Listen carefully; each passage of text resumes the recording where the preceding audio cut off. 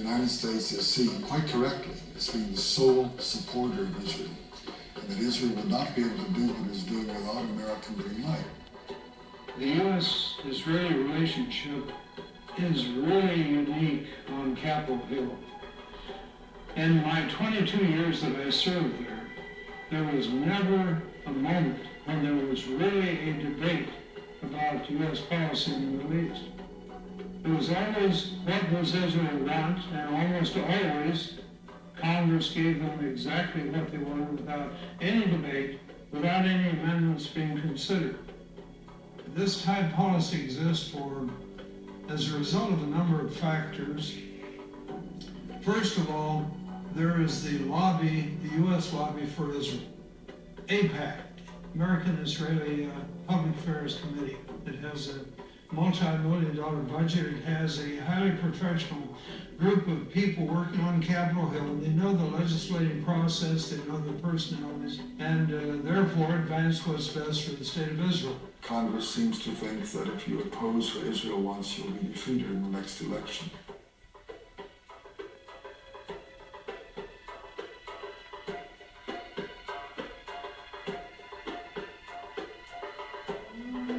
Another factor is the fundamentalist Christian community.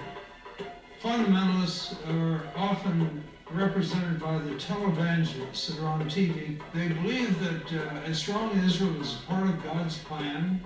They believe that the day will come when a battle will occur in the plain of Armageddon in the Middle East. There will be the forces of truth and righteousness on one side, forces of evil on the other side. And in that struggle, the Christian forces, led by the second coming of Jesus Christ, will prevail. All of the Jews will be either destroyed or converted instantly to Christianity. It may sound to the viewer as a very far-out notion, but believe me, it is widely held and supported by millions of Americans whose doctrines really, in the ultimate, are hostile to the survival of Jews, but nevertheless, the supporters of Israel see this vast body of American people as being a great asset at this time, so they embrace it.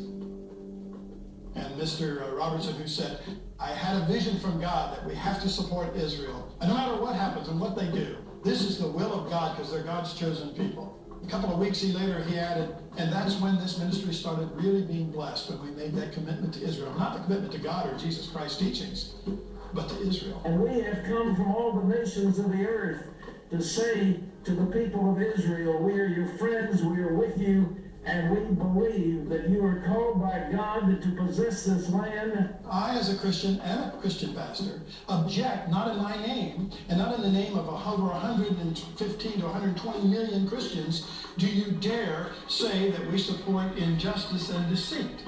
We do not.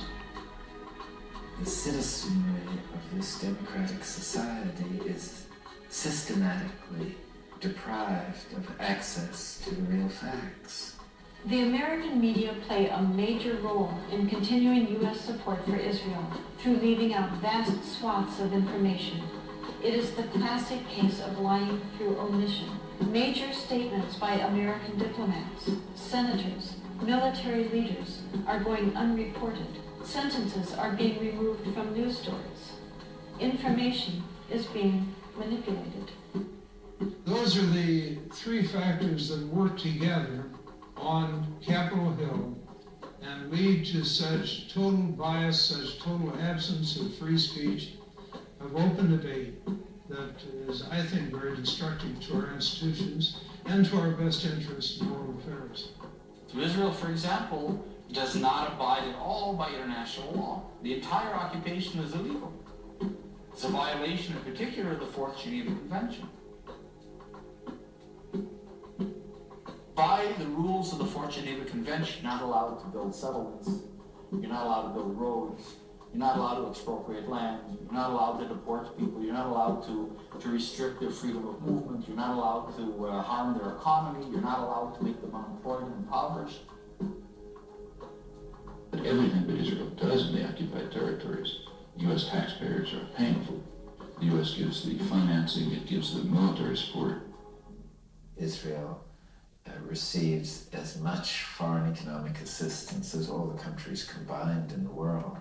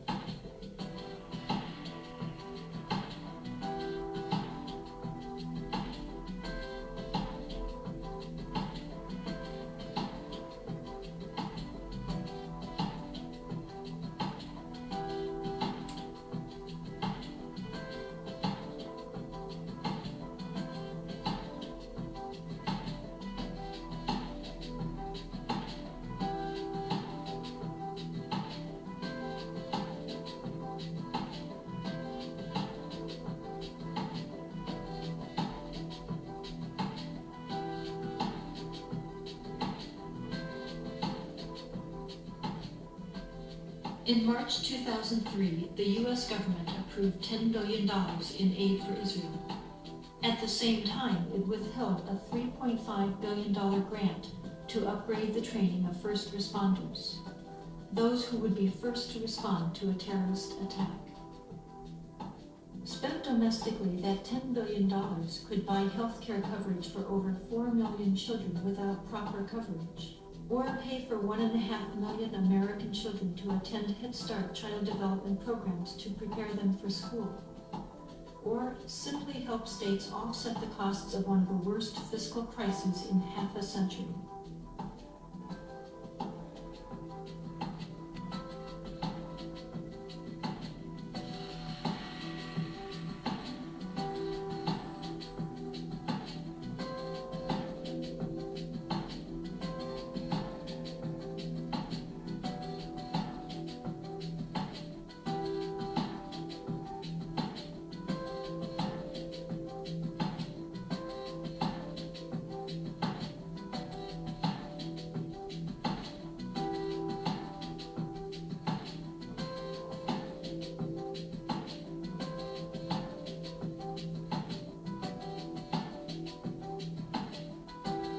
One of the reasons that the American commitment to Israel is so strong, that it's not only reflecting the impact of well-organized pro-Israeli lobbies, but it also represents the views of the Pentagon that sees Israel now as an indispensable strategic ally in the effort to control and exert influence throughout the region.